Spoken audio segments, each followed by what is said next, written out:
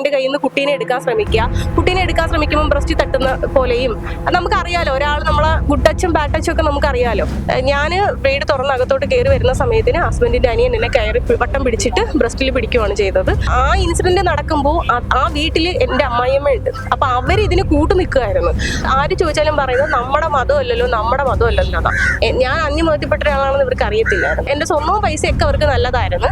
പക്ഷേ അതെല്ലാം വാങ്ങിക്കഴിഞ്ഞ് ഇനി ഇവിടെ ഒന്നും കിട്ടില്ല എന്ന് അറിയുമ്പോൾ എന്റെ മതം ഒരു പ്രശ്നമാണ്. മാനസികമായോ ശാരീരികമായോ എന്നെ ഉപദ്രവിക്കരുതെന്ന് പറഞ്ഞിട്ടാണ് എനിക്ക് പ്രൊട്ടക്ഷൻ ഓർഡറും കോടതി അനുവദിച്ചിട്ടുള്ളത്.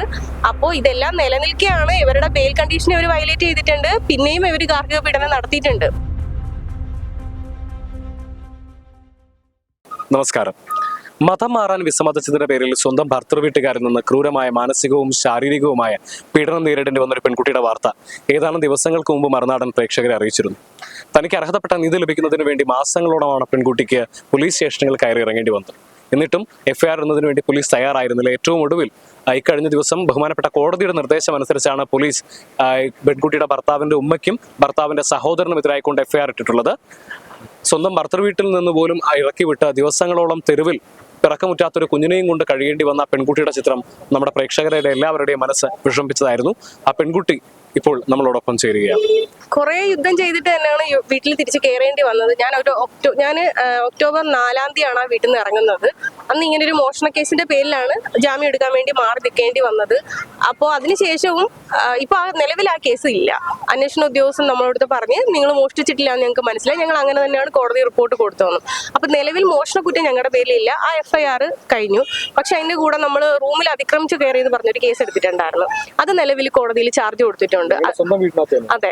അപ്പൊ അത് ചാർജ് കൊടുക്കാനുണ്ടായ റീസൺ പറയുന്നത്, ആ വീടിന്റെ ഓണർഷിപ്പ് പേപ്പർ ഉണ്ടല്ലോ, ഓണർഷിപ്പ് നമുക്ക് ചേഞ്ച് ചെയ്യണമെങ്കിൽ ആ വീട്ടിൽ ആർക്കൊക്കെ ഓണർഷിപ്പ് ഉണ്ടോ അവരുടെയൊക്കെ ആധാറിൽ വരുന്ന OTP തരണം. അപ്പൊ നിലവിൽ അമ്മായിയമ്മയ്ക്കും മകനും എന്റെയും കൂടെ പേരിലാണ്.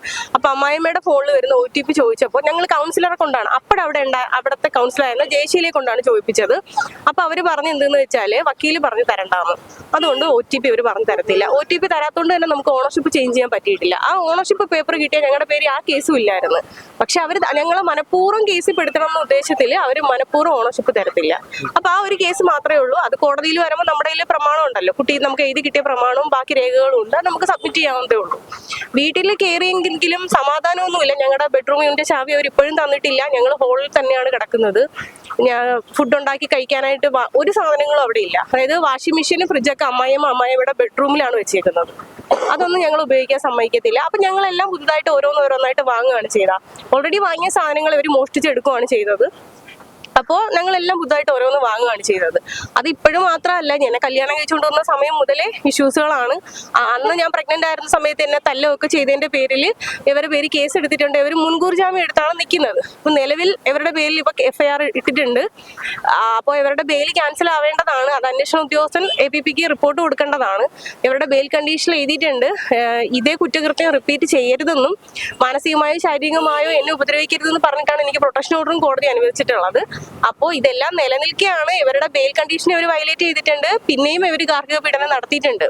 അപ്പൊ FIR ഇട്ടിട്ടും ഇവരുടെ ബെയിൽ ക്യാൻസൽ ചെയ്യുകയോ ഇവരെ അറസ്റ്റ് ചെയ്യുകയൊന്നും ചെയ്തിട്ടില്ല. അതെന്തുകൊണ്ടാണെന്ന് നമുക്ക് അറിയത്തില്ല. ഇവിടെ നമ്മൾ കാണേണ്ടത് ആ പെൺകുട്ടിക്ക് അനുഭവിക്കേണ്ടി വന്ന ഒരു വലിയ ബുദ്ധിമുട്ടിനെ കുറിച്ചാണ്. സ്വന്തം ഭർത്താവിന്റെ സഹോദരനിൽ നിന്ന് പോലും ക്രൂരമായ ശാരീരിക ഉപദ്രവം ആ പെൺകുട്ടിക്ക് ഉണ്ടായിട്ടുണ്ടായിരുന്നു. ഇത് നിരവധി തവണ ഈ ഉപദ്രവത്തെക്കുറിച്ച് ആ പെൺകുട്ടി പലരോടായി സൂചിപ്പിച്ചിരുന്നു. പോലീസുകാരോടക്കം പറഞ്ഞിരുന്നുവെങ്കിൽ പോലും അവരാരും തന്നെ അത് ചെവി കൊണ്ടില്ല എന്നുള്ളൊരു വലിയ ആരോപണം കൂടി ആ പെൺകുട്ടി മുന്നോട്ട് വയ്ക്കുന്നുണ്ട്. അയാൾ മുകളിലത്തെ റൂമിലായിരിക്കും. അപ്പോൾ എന്റെ അമ്മായിയമ്മ ഇല്ലാത്ത സമയത്ത് മാത്രം താഴെ ഇറങ്ങി വരിക. അപ്പൊ മാത്രം എന്റെ കയ്യിൽ നിന്ന് കുട്ടീനെ എടുക്കാൻ ശ്രമിക്കുമ്പോൾ ബ്രസ്റ്റ് തട്ടുന്ന പോലെയും നമുക്കറിയാലോ, ഒരാൾ നമ്മളെ ഗുഡ് ടച്ചും ബാഡ് ടച്ചും ഒക്കെ നമുക്കറിയാലോ. അപ്പം പെരുമാറ്റം മൊത്തത്തിൽ ഒരു ഭയങ്കര റോങ് ആയിരുന്നു. അപ്പൊ ഇത് ഞാൻ ആ സമയത്ത് അവിടെ ഉള്ള 1-2 ആൾക്കാരോട് ഇത് സൂചിപ്പിച്ചിട്ടുണ്ടായിരുന്നു. ഇപ്പൊ എനിക്ക് എന്തെങ്കിലും സംഭവിച്ചു പോയാൽ അതിന്റെ റീസൺ ഇങ്ങനെ എന്തെങ്കിലും ഉണ്ടായിട്ടായിരിക്കും. അല്ലാതെ ഒരിക്കലും ഞാൻ ഇത്രയും സഫർ ചെയ്ത് വന്നാൽ ഞാൻ ഒരിക്കലും അല്ലാതെ ആത്മഹത്യ ചെയ്യത്തില്ല. ഇത് ഞാൻ പന്നിയങ്കര സ്റ്റേഷനിലും അന്നിരുന്ന് അന്വേഷണ ഉദ്യോഗസ്ഥനോടും പറഞ്ഞിട്ടുണ്ടായിരുന്നു. അവിടെയുള്ള ഈ പ്രമുഖരായ കുറെ ആൾക്കാരോട് ഞാൻ അവിടെ പറഞ്ഞിട്ടുണ്ടായിരുന്നു. എൻ്റെ ഒരു അടുത്ത കൂട്ടുകാരിയോടും പറഞ്ഞിട്ടുണ്ട്. അവരത് മൊഴി കൊടുത്തിട്ടുമുണ്ട്. അപ്പോഴാണ് അന്ന് ഇങ്ങനെ ഒരു ഇൻസിഡന്റ് ഉണ്ടാവുന്നത്. അത് ഞാൻ വീട്ടിന്റെ അകത്ത് ഡോർ തുറന്ന് കയറി വരുന്ന സമയത്ത് ഏകദേശം 2 ആഴ്ചയായിട്ട് ഇവരവിടെ ഇല്ല. ഇവർ കറണ്ടും ഗ്യാസും ഇത് ഒക്ടോബറിൽ 2025 ഒക്ടോബറിൽ ആ ഇൻസിഡന്റ് ഉണ്ട്. ഞങ്ങളുടെ പേര് മോഷണ കേസ് കൊടുത്തിട്ട് ഞങ്ങൾ സ്റ്റേഷനിൽ ചെല്ലാൻ പറഞ്ഞ ഒക്ടോബർ 4-ാം തീയതി എന്നാണ്. ഞാൻ ആധാർ എടുക്കാൻ വേണ്ടിയിട്ട് ഹസ്ബൻഡ് ഗേറ്റിന് പുറത്ത് നിൽക്കുന്നു വണ്ടിയിൽ. ഞാൻ വീട് തുറന്ന് അകത്തോട്ട് കയറി വരുന്ന സമയത്തിന് ഹസ്ബൻഡിന്റെ അനിയൻ എന്നെ കയറി വട്ടം പിടിച്ചിട്ട് ബ്രസ്റ്റിൽ പിടിക്കുകയാണ് ചെയ്തത്. ഞാനിങ്ങനെ ബഹളം വെച്ചിട്ട് മാറാൻ ശ്രമിച്ചപ്പോഴത്തേക്കിന് ഇവിടെ മൊത്തം മുറിവേൽപ്പിച്ചിട്ട് ഇയാൾ മുകളിലത്തെ റൂമിലോട്ട് ഓടിപ്പോവുക ചെയ്ത. ഇയാൾ ഡ്രസ്സ് ഇട്ടിട്ടില്ലായിരുന്നു. വളരെ മോശമായിട്ടുള്ള തെറി വാക്കുകളും ഒക്കെ പറഞ്ഞിട്ടുണ്ടായിരുന്നു. എന്റെ ഇല്ലില്ല, ഹസ്ബൻഡ് ഉണ്ടായിരുന്നു അറിയത്തില്ല. കാരണം ഞാനായിരിക്കും വണ്ടി ഓടിച്ചിട്ട് മിക്കപ്പോഴും വരിക. ഇയാൾ ആ ഒരു ഇതിൽ തന്നെയാണ് ഇരുന്നത്. അത് മാത്രമല്ല ആ ഇൻസിഡന്റ് നടക്കുമ്പോൾ ആ വീട്ടിൽ എൻ്റെ അമ്മായിയമ്മ ഉണ്ട്. അപ്പൊ അവർ ഇതിന് കൂട്ടു നിൽക്കുകയായിരുന്നു. അത് എനിക്ക് തോന്നുന്നില്ല, എൻ്റെ കഴുത്തിലാണ് ഇറുക്കി പിടിക്കുകയും മുറിവേൽപ്പിക്കുകയും ചെയ്തത്. അപ്പൊ ഇയാൾ എന്നെ ഇനി കൊലപ്പെടുത്താൻ ശ്രമിച്ചതാണോ എന്ന് പോലും എനിക്ക് അറിയത്തില്ലല്ലോ. പക്ഷെ അതിലിട്ട FIR-ൽ വെറും ഒരൊറ്റ ഇത് മാത്രമേ ഇട്ടിട്ടുള്ളൂ. പക്ഷെ അയാൾ എന്നെ ദേഹോദരം ഏൽപ്പിച്ചിട്ടുണ്ട്, എന്നെ അപമാനിക്കാൻ ശ്രമിച്ചിട്ടുണ്ട്, എന്നോട് മോശം വാക്കുകൾ അന്ന് എന്നെ കുറെ തെറിയൊക്കെ വിളിക്കുകയൊക്കെ ചെയ്തു. ഞാൻ നിലവിളിക്കുന്ന കേട്ടിട്ടാണ് ഹസ്ബൻഡ് പുറത്തുനിന്ന് ഓടി വരുന്നത്. ഹസ്ബൻഡ് പുറത്തുനിന്ന് ഓടി വരുമ്പോൾ അമ്മായിയമ്മ പുറത്തോട്ട് ഇറങ്ങി പോവുകയാണ് ചെയ്യുന്നത്. അപ്പൊ അവരതിന് കൂട്ടു നിൽക്കുകയോ ചെയ്ത. എന്നിട്ടും ആ FIR-ൽ അവരെ പ്രതി ചേർത്തിട്ടില്ല. അപ്പോ വളരെ മോശമായിട്ടാണ് പെരുമാറിയത്. സ്വാഭാവികമായിട്ട് ഇവിടെ നമ്മുടെ പ്രേക്ഷകർക്ക് ഉയർന്നൊരു സംശയം എന്ന് പറയുന്നത് എന്തിനാണ് അവർ ആ വീടിനകത്ത് തന്നെ ഇപ്പോഴും കഴിയുന്നത്, അവർക്ക് മറ്റൊരിടത്തേക്ക് പോയിക്കൂടെ എന്നുള്ളതായിരിക്കും. അപ്പോൾ അതിനുള്ള മറുപടി ഇതാണ്. ആ പെൺകുട്ടിയുടെ സമ്പാദ്യം കൂടി ചേർത്ത്, ആ പെൺകുട്ടിയുടെ ഭർത്താവിന്റെ ഇത്രയും കാലത്തെ വരുമാനവും കൂടി ചേർത്തുകൊണ്ട് നിർമ്മിച്ച ഒരു വീടാണത്. ആ വീട്ടിൽ നിന്ന് തങ്ങളോട് ഇറങ്ങിപ്പോകാനായിട്ട് പറയുന്നത് എന്ത് ന്യായമാണ്? അവിടെ നിന്ന് പോയാൽ തങ്ങൾ എവിടെയാണ് താമസിക്കുക? തങ്ങളുടെ പിഞ്ചു കുഞ്ഞിനെയും കൊണ്ട് തങ്ങൾ എവിടേക്കാണ് പോവുക എന്നുള്ളൊരു ചോദ്യമാണ് ആ പെൺകുട്ടിക്ക് ഇവിടെ ചോദിക്കാനുള്ളത്. മാത്രമല്ല പെൺകുട്ടി പറയുന്നൊരു കാര്യം കൂടിയുണ്ട്. ഇതൊന്നും ഒരു പ്രശ്നമാകില്ല ഇപ്പോൾ താൻ മതം മാറാൻ തയ്യാറാണ് എന്നുണ്ടെങ്കിൽ, താൻ മതം മാറുകയാണെങ്കിൽ തന്റെ ഭർത്താവിന്റെ അമ്മയ്ക്ക് ഇതൊന്നും പ്രശ്നമാകില്ല എന്നുള്ളൊരു കാര്യം കൂടി ആ പെൺകുട്ടി പറയുന്നു. ഇവർ ആരെങ്കിലും വീട്ടിൽ വരുമ്പോഴൊക്കെ മറ്റുള്ളൊരു നാട്ടുമ്പുറമാണല്ലോ, മോന്റെ വൈഫല്ലേ നിങ്ങൾ, അപ്പം നാട്ടുകാർ തന്നെ സ്വമേധയാ പറയുന്നത് എന്തെന്ന് വെച്ചാല് ആ പെൺകുട്ടി ഇവിടെ വരെയും സഹകരിക്കുകയും നല്ല രീതിയിൽ പോയതാ. പിന്നെ ഇപ്പൊ എന്താണ് ഇവർക്ക് പറ്റിയ പ്രശ്നം നമുക്ക് അറിയത്തില്ല. ഇപ്പോഴാണ് ഈ പ്രശ്നം ഉണ്ടായെന്നാണ് പറയുന്നത്. അപ്പോ ഇവരുടെ പ്രശ്നം എന്ന് പറയുന്നത് ആര് ചോദിച്ചാലും പറയുന്നത് നമ്മുടെ മതമല്ലല്ലോ എന്നാ. ഞാൻ അന്യമതത്തിൽപ്പെട്ട ഒരാളാണെന്ന് ഇവർക്ക് അറിയത്തില്ലായിരുന്നു. എന്റെ ക്യാഷ് വാങ്ങിയിട്ട് വീടിന് 2ാമത്തെ നിലയെടുക്കാനും എന്റെ ക്യാഷ് വാങ്ങിച്ചിട്ട് ആധാരം പണയം എടുക്കാനും ഒന്നും എന്റെ മതം പ്രശ്നമല്ലായിരുന്നു. എന്റെ സ്വർണം വെച്ചിട്ട് അവർക്ക് ഓരോന്ന് ചെയ്യാനും പ്രശ്നമല്ലായിരുന്നു.